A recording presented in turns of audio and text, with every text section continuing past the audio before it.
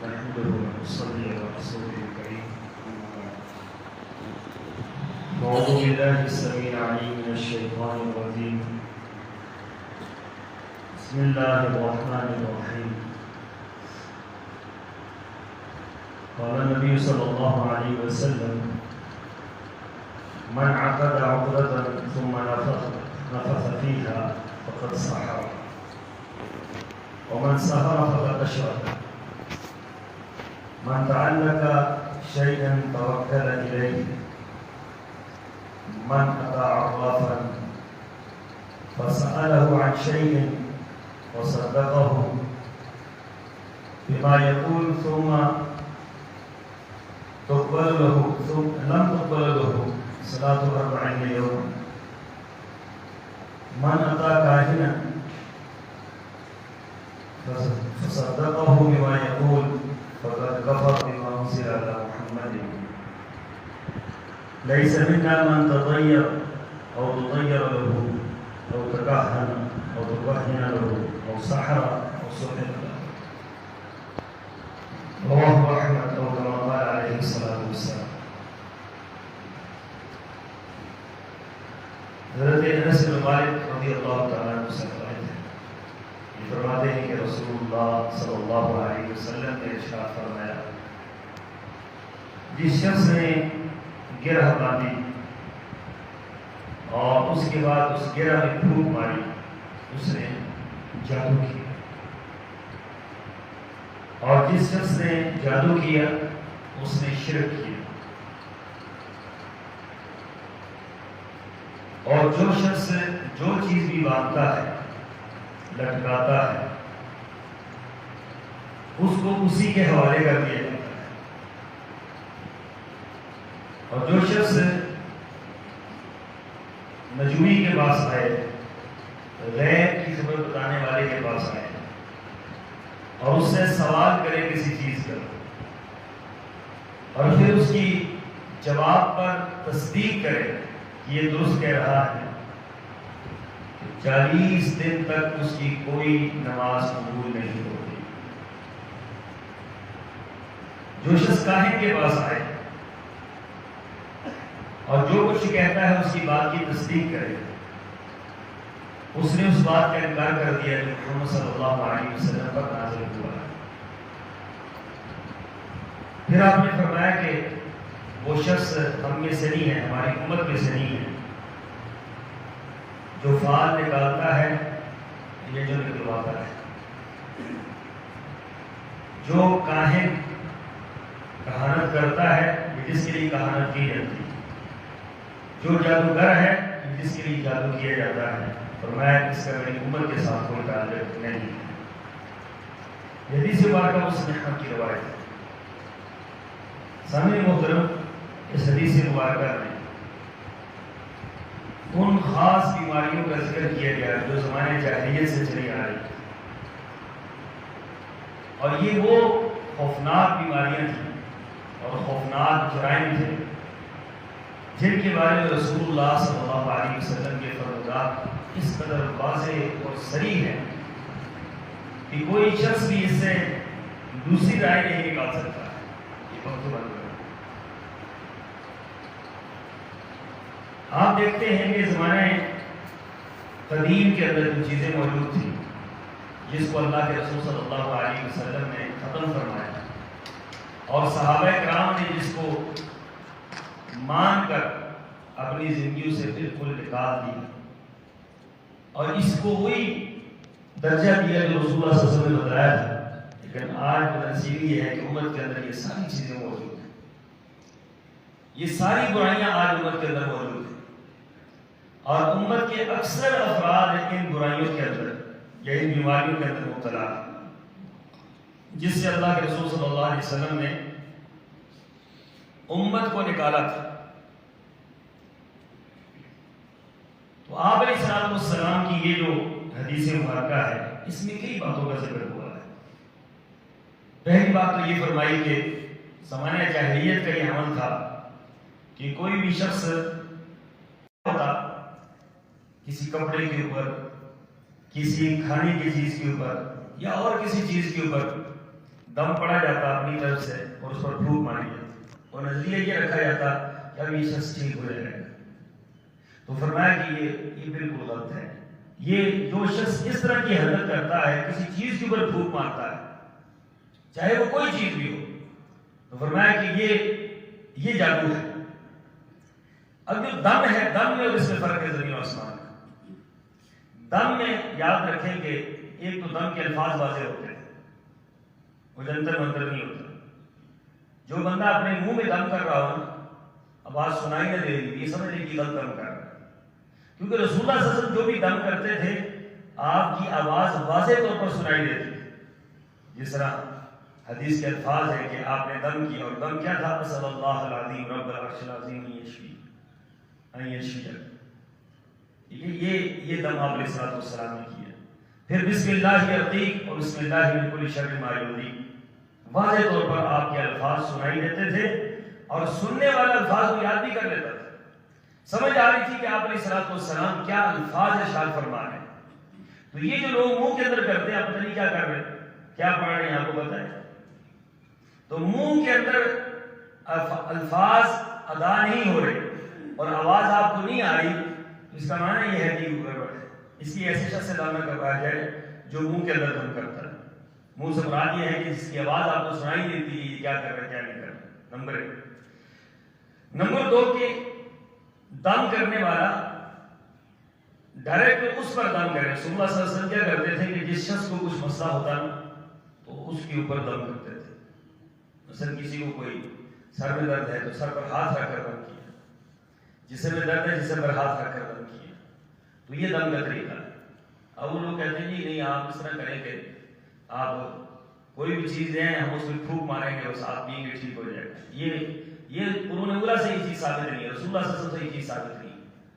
کسی چیز کے اوپر دم کرتے. اس طرح آج ایک صاحب نکلے ہوئے تو وہ کیا کرتے ہیں، لوگ کہتے ہیں اپنی جگہ پہ بیٹھے رہو، یہاں سے پھونک مارو بس ٹھیک ہو جاؤ. تو وہ پھونک مارتا کہاں ہے؟ اس اسپیکر میں پھونک مارتا ہے. اب جب یہ اسپیکر نہیں تھے تو اس وقت پتہ نہیں پھونک پھر کیسے بولتی تھی. تو یہ جو پھونکوں والی سرکاریں ہیں انہوں نے بہت کام خراب کیا، لوگوں کو بدعقیدہ بنا دیا، لوگوں سے اللہ سے لوگوں کو کاٹ دیا. اور ایک شیطانی دجل یہ ہے لوگوں کا کہ یہ نام اللہ کا بھی لیتے ہیں، نام پیغمبر کا بھی لیتے ہیں، رسول اللہ صلی اللہ علیہ وسلم کی رسالت کا نام بھی لیتے ہیں. لوگ ان کے دیوانے ہیں. دیکھیے ان سے اچھا کون ہو سکتا ہے. تو اگر یہ انکار کرتے تو ان کے پاس جائے گا. انہوں نے اپنے برے عقائد کو پھیلانے کے لیے اچھی چیزوں کا سہارا لیا ہوا ہے. اللہ کے نام کا سہارا لیا ہے، رسول اللہ صلی اللہ علیہ وسلم کے نام کا سہارا لیا ہے، آپ کی ختم نبوت کا سہارا لیا ہوا. اب اس سہارے کے تحت کے لیے اپنی برائیوں کو پھیلا رہے ہیں. دوسرا جس کے بعد جو کچھ ہے وہ پانی کی بوتلیں ہیں جو بھی ہے اس کے ڈھکنے کھول دیں. بھائی آپ کا دم اتنا مضبوط ہے کہ یہاں سے کینیڈا پہنچ جاتا ہے تو اس کے اندر نہیں پہنچتا، تو ڈھکنے کھول کے پھونک ماری یہ لوگ پھونکی بول دی. کتنا بڑا فراڈ ہے، کتنا بڑا دھوکہ ہے. کس قدر لوگوں کے جو ہے عقائد کے ساتھ گھناؤنا ٹھہرے. رسول اللہ صلی اللہ علیہ وسلم نے ان چیزوں کو کہ کسی چیز کے اوپر اس طرح دم کیے گئے، آپ نے اس کو جادو قرار دیا. اور لوگ یہ سمجھتے ہیں اللہ کے ولی ہیں، جادوگر کو اللہ کا ولی سمجھتے ہیں. تو آپ علیہ الصلوۃ والسلام نے فرمایا کہ جو شخص گرہ باندھتا ہے اور گرہ باندھنے کے بعد اس گرہ پر پھونک مارتا ہے یا کوئی بھی ایسی چیز کے اوپر پھونک مارتا ہے تو فرمایا اسے جادو کیا. پھر فرمایا کہ من سحر فقد اشرک، جس شخص نے جادو کیا اسے شرک کیا. جادو شرک کی قسم.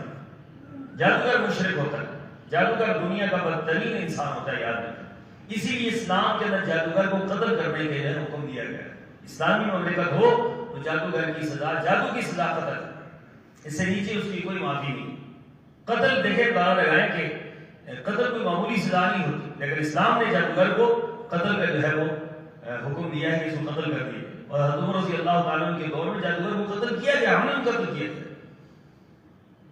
تو یہ اسلام نے اس کے اوپر کیوں سختی کی کہ اس سے لوگ عقائد بگڑتے ہیں، اس سے لوگوں کے نظریات بگڑتے ہیں، اس سے لوگوں کے گھر برباد ہوتے ہیں. اس سے ایک انسان کے بارے میں لوگوں کا یہ نظریہ بن جاتا ہے کہ یہ سب کچھ کر سکتا ہے ہمارے لیے، آپ ہمارے لیے سب کچھ کر سکتے ہیں. حالانکہ وہ جادو ہوتا ہے. جادو کے ذریعے کچھ انتر منتر تو ہو سکتا ہے، وہ وقتی طور پر کسی کو پریشانی کا شکار کیا جا سکتا ہے، یا کسی کی پریشانی وقتی طور پر جو ہے وہ اوپر نیچے ہو سکتی ہے، لیکن جادوگر کے ذریعے جو کام ہوگا وہ آپ کے دین کی تباہی اور بربادی ہوگی۔ تو رسول اللہ صلی اللہ علیہ وسلم نے فرمایا کہ جس نے جادو کیا اسے شرک کی۔ پھر فرمایا کہ من تعلق شیئا وکل الیہ، کہ جو بندہ کوئی چیز باندھتا ہے نا، دم کر کے لوگ کیا کرتے ہیں کہ وہ دھاگا دے دیتے ہیں، یہ دھاگا باندھ دیتے، دھاگا لوگ باندھ دیتے ہیں، کیا ہے دھاگا دم کیا ہوا ہے، دم ویسے ہو سکتا ہے، دھاگے کا کیا تعلق ہے اس کے ساتھ؟ یہ جو درمیان کی چیز ہوتی ہے نا، یہ اثر بھی شرک کی طرف لے کر جاتی ہے۔ شریعت نے اس سے منع کر دی۔ وہ ایک ہماری فیملی کا بندہ دم کرتا ہے، تو دم کر رہا تھا تو ساتھ وہ کیل ٹھوک رہا، کیل کو نا دیوار کے اندر وہ مار رہا تھا۔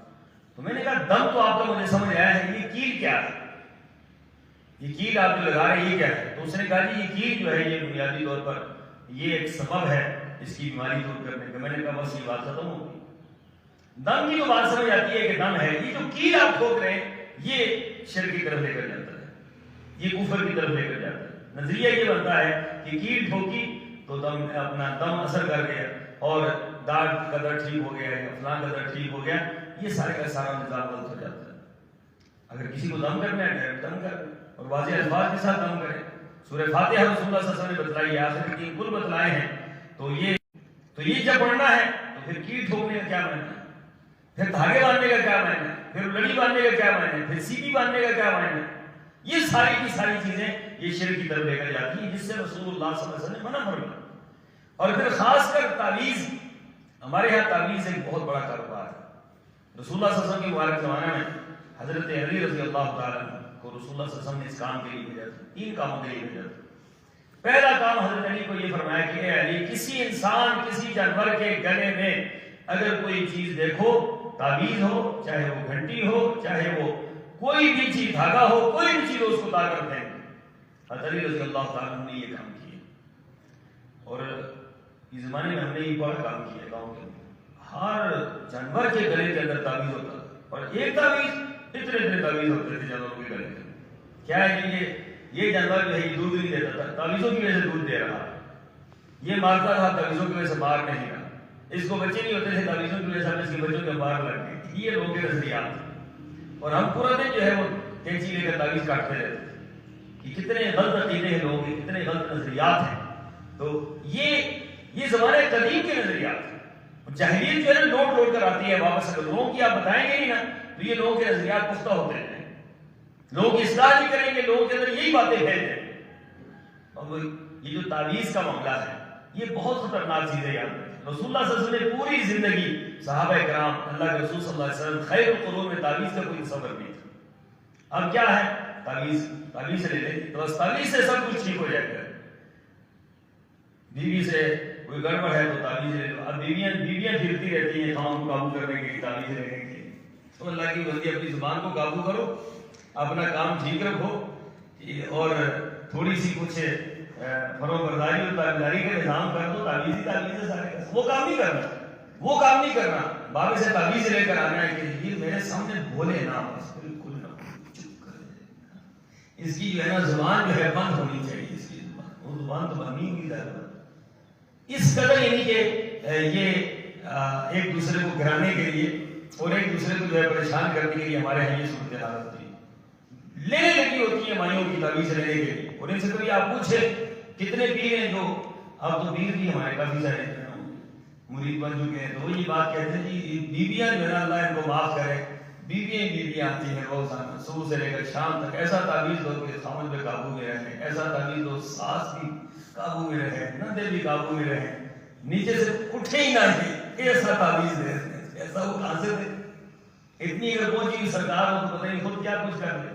تو یہ ساری کی ساری باتیں یہ شرک پر مبنی ہے۔ اور فرمایا رسول اللہ صلی اللہ علیہ وسلم نے کہ جو شخص جو چیز باندھتا ہے، جو چیز لٹکاتا ہے، اس کو اسی کے حوالے کر دیا جاتا ہے۔ اب ایک بندے دھاگا باندھا ہے، اللہ کا معاملہ ختم ہو گیا، دھاگے کے حوالے ہو گیا، دھاگا کیا کرے گا اس کو یہ بتا دیں۔ ایک نے کڑا باندھ دیا تو کڑا کیا کرے گا، یہ سیپی باندھ دی تو سیپی کیا کرے گی، سیپی اس کو بچائے گی، جو اپنے آپ کو نہیں بچا سکتی وہ آپ کو بچائے گی۔ تو اس لیے فرمایا کہ خبردار کوئی چیز نہیں بنتی۔ ابھی بچوں کے چھوٹے بچے پیدا ہوتے ہیں تو ان کو جو ہے وہ دھاگے باندھ دیتے ہیں، ان کو کالے دھبے لگا دیتے ہیں، کالا داغ لگا دیتے ہیں، سونے سے یہاں پہ داغ لگا دیتے ہیں. تو یہ کیا ہے کہ اس داغ کی وجہ سے جو ہے بچے کو نظر نہیں لگی. ایسا کفر ہے، اور یہ کفر پھیلانے والے مولوی ہیں سارے کے سارے، جو لوگوں کے غلط نظریات غلط بات آتے ہیں. یہ نہیں کہتے کہ بھائی اگر کوئی ایسا معاملہ نظر پر حق ہے، لیکن نظر کا علاج کیا ہے؟ رسول اللہ صلی اللہ علیہ وسلم نے اس کا دم بتلایا ہے، باقاعدہ دم پڑے بات ختم ہوگی. بس اتنی سی بات ہے، اس کے علاوہ اور کیا ہو سکتا ہے؟ تو اللہ کے رسول صلی اللہ علیہ وسلم پر اعتماد نہیں ہے، ان پیروں فقیروں کاہنوں پر اعتماد ہے. پھر رسول اللہ صلی اللہ علیہ وسلم نے فرمایا کہ جو شخص عراف کے پاس آیا، عراف کہتے ہیں یہ غیر کی طرف یہ جو دیکھتے ہیں، پاؤں وغیرہ دیکھتے ہیں، ہاتھ دیکھتے ہیں، اور یہ قسمت، آپ کی قسمت آپ کے ہاتھوں سے دیکھتے ہیں. اب قسمت ہاتھ میں لکھی ہوتی ہے، کسی نے پڑھی ہے قسمت لکھی ہے، بڑے سے بڑا کوئی ایکسپرٹ ہو یہ بتا دے کہ قسمت. اب وہ ایک بندے کو میں نے دیکھا تو وہ باقاعدہ اس سے دیکھ رہا تھا وہ کیا چیز ہوتی ہے، وہ جس سے بڑے بڑے نظر آتے ہیں اس سے دیکھ رہا تھا، بڑے ٹیکنیکل انداز سے دیکھ رہا تھا. تو وہ بتا رہا تھا کہ آپ کی جو ہے نا وہ 2 شادیاں ہیں. وہ بیچارہ وہ کہہ رہا میری پہلی منگنی میری 2 پتہ نہیں کب ہو. تو یہ ایسا نہیں کہ یہ لوگوں کو جھوٹ بولنے کے لیے. وہ ہمارے ایک عزیز ہیں بعد میں نوری بابا ایک پنڈی سرسی چوک کے اندر ایک رہتے، تو ان کی تیسری شادی تھی. 2 ایک پہلی پھر دوسری پھر تیسری جب شادی ہو گئی تو مجھے کہنے لگے کہ یار یہ نوری بابا اتنے عرصے سے بیٹھا ہوا ہے تو اس نوری بابا کے پاس رکھ جاتے ہیں. میں نے کہا اس کے پاس کیا کرنے جا کے؟ کہتے ہیں کہ ویسے شغل لگاتے ہیں، یہ بابا کیا کہتا ہے میرے بارے میں. تو جب ہم ادھر گئے تو اس نے ویسے ہی دیکھا، کافی دیر دیکھتا دیکھنے کے بعد تو کیا ہوا بھائی؟ اس نے کہا کہ افسوس یہ ہے کہ آپ کی قسمت میں شادی ہے ہی نہیں. تیسری شادی ہو گئی تھی. تو مجھے وہ کہتا ہے اس کو ماروں، میں نے کہا مارنے کا کیا فائدہ، اس کو اللہ ہی مارے گا. ٹھیک ہے، تو آپ کو سمجھ آ گئی کہ یہ کہتے مجھے تو ویسے بھی سمجھ آتی ہے. تو یہ اس طرح کی کاروباری لوگ ہیں، ان کو کوئی کام نہیں ہوتا، وہ یہ نجومی بن جاتا ہے، لوگوں کو غیر کی خبریں بتاتا ہے. قسمت آپ کے قدموں میں، دولت آپ کے قدموں میں، ساری کی ساری چیزیں ڈھلک آپ کے قدموں میں، اور خود لوگوں کے قدموں میں پورا دن، خود لوگوں کے قدموں میں پڑے ہوئے جو ہے وہ کھا رہے پورا دن، جو ہے وہ مٹی چاٹ رہے اور لوگوں کو قسمتیں بتا رہے ہیں لوگوں کی. تو فرمایا رسول اللہ صلی اللہ علیہ وسلم نے کہ جس نے یہ کام کیا اور اس سے سوال کیا اور اس کے سوال کی تصدیق کی کہ ہاں تم ٹھیک کہہ رہے ہیں کیونکہ جھوٹ تو بولتے ہیں، تو فرمایا کہ اس کی 40 دن تک کوئی نماز قبول نہیں ہوتی. 40 دن تک. اتنا بڑا جرم ہے نجومی کے پاس جانا، اتنا بڑا جرم ہے نجومی کی بات کی تصدیق کرنا. فرمایا 40 دن تک اسی کو نماز قبول نہیں ہوتی. پھر فرمایا جو کاہن کے پاس آتا ہے، کاہن غیب کی خبریں بتانے والے ہوتے ہیں، یہ الٹی سیدھی مانتے ہیں لوگ. تو فرمایا کہ اس نے اس بات کی تصدیق بھی کی تو اس نے محمد صلی اللہ علیہ وسلم پر جو کچھ نازل ہوا اس کا کیا کر دیا ہے؟ انکار کر دیا ہے. تو یاد رکھیے بہت خوفناک عقائد ہیں، بہت خوفناک چیزیں ہیں جس سے نماز بھی قبول نہیں ہوتی، اس سے روزے بھی قبول نہیں ہوتی، جو شرک تک انسان کو پہنچا دیتے ہیں، اللہ کے انکار تک پہنچا دیتے ہیں. اس لیے اپنے عقائد درست کریں. عقائد کے اندر اگر رائی کے دانے کے برابر خرابی ہے تو آپ یقین جانیے کہ کوئی عبادت اللہ تعالیٰ کے حق میں قبول نہیں. اور عقائد درست ہے تو پھر اللہ تعالیٰ کے یہاں ہر عبادت آپ کی چڑھے گی اور ہر عبادت کا اجر بھی ملے گا اور ہر عبادت قبول بھی ہوگی. اللہ مجھے اور آپ دونوں کی توفیق عطا فرمائے. وآخر دعوانا الحمدللہ رب العالمین. آج انشاءاللہ اعتکاف کا شام کو اعتکاف کا شروع ہوگا انشاءاللہ. 20 کا روزہ ہے. وہ جو اعتکاف میں بیٹھے ہیں حضرات ہیں وہ روزہ افطار مسجد میں کریں. آج کا روزہ جو ہے مسجد کے اندر افطار کریں. کوشش یہ کریں کہ آپ کو صورتحال ساری پتہ ہے. اعتکاف پر ضرور بیٹھیں. مسجد میں اس وقت تو ہم انتظام نہیں کر پا رہے ہیں اس کا اجتماعی جو ہمارے یہاں کھانا پینا ہوتا تھا. تو جو حضرات بیٹھنا چاہتے ہیں ایک تو یہ ہے کہ وہ کھانے کا انتظام کی کوشش کریں کہ کھانے کا انتظام ہو جائے. اور دوسرا یہ ہے کہ خیمے جو ہے یہ اس وقت لگانے پر تھوڑی سی یہ ہے کہ خیمے نہ رہے. خیموں کے بغیر بھی ہو جاتا ہے. آپ مسجد کے اندر ہیں تو آپ اعتکاف میں ہیں تو خیمے جو ہے یہ نہیں لگانے. تو خیموں کے بغیر جو حضرات بیٹھنا چاہیں بالکل بیٹھیں انشاءاللہ. باقی اللہ بہتر کرے گا. دعا فرمائیں اللہ تعالیٰ آسانی پیدا فرمائے. جو حضرات اعتکاف میں بیٹھنا چاہتے ہیں وہ نماز مغرب یہی پڑھیں، افطاری یہیں پہ کریں. جزاکم اللہ خیر.